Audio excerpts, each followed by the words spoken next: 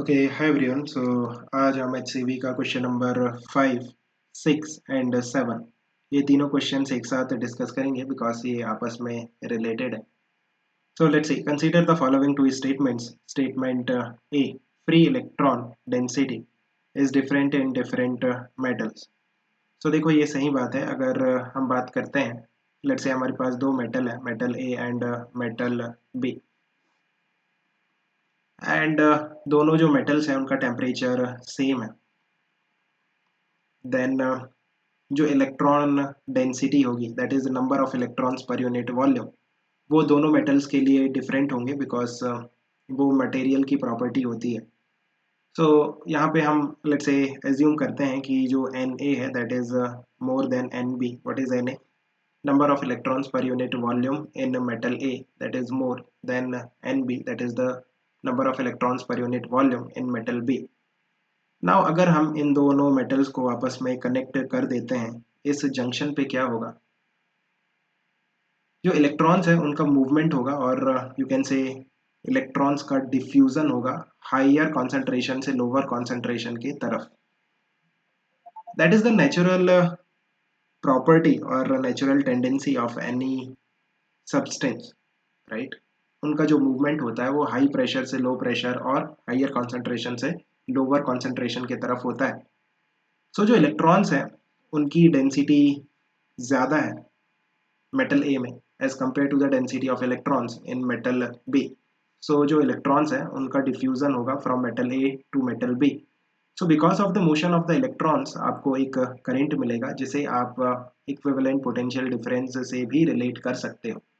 जब भी आपके पास करंट होता है देन आप इक्विवेलेंट पोटेंशियल डिफरेंस डिफाइन कर सकते हो। सो ये जो पोटेंशियल डिफरेंस हमें मिल रहा है, this is not because of the temperature difference, right? Temperature तो सेम है बट स्टिल एक पोटेंशियल डिफरेंस मिल रहा है जंक्शन पे। इस इफेक्ट को हम कहते हैं Peltier effect. This is Peltier effect. So जो स्टेटमेंट 1 है that is nothing but Peltier effect. अगर हम बी की बात करते हैं, then free electron density in a metal depends on temperature. देखो ये भी सही बात है। अगर हमारे पास कोई मेटल है, ये कोई मेटल है, इसके दो एंड्स हैं, let's say this end is A and this end is B. Let's assume that temperature at A is higher than temperature at B. Then जो इलेक्ट्रॉन्स होंगे उनकी जो थर्मल एनर्जी होगी वो ए पे ज़्यादा होगी, मीन्स उनका मोशन ज़्यादा होगा as compare to the electrons जो कि एंड बी पे प्रेजेंट है, राइट?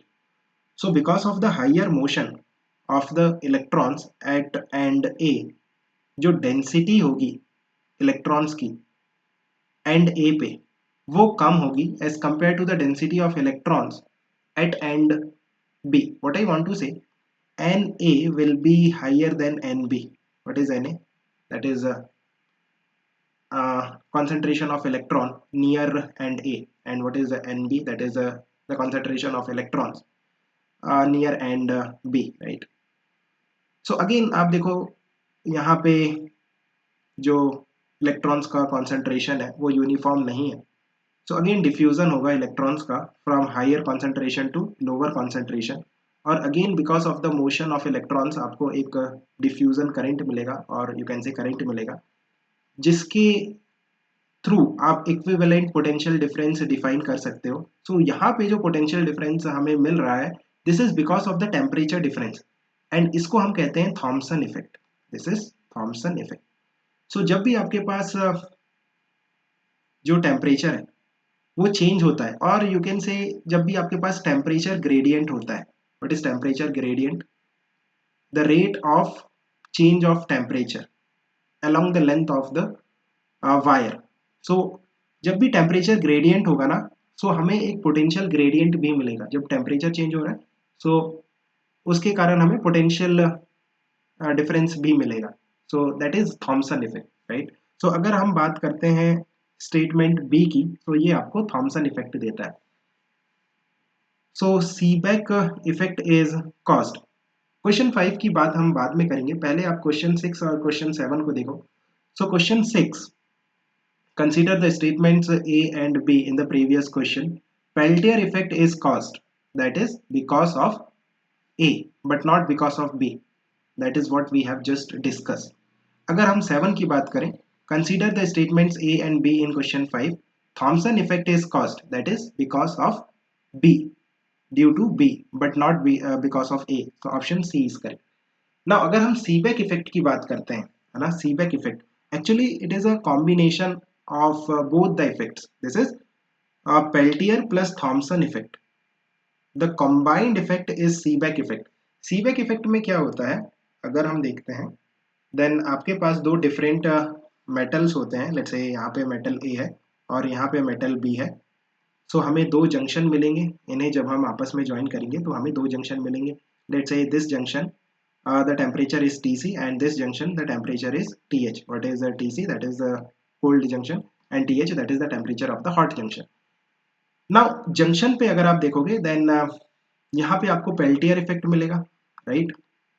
एंड लाइक दो जंक्शन है, दोनों जंक्शंस पे आपको पेल्टियर इफेक्ट मिलेगा और नेट पेल्टियर इफेक्ट के कारण पोटेंशियल डिफरेंस आएगा, राइट, सर्किट में.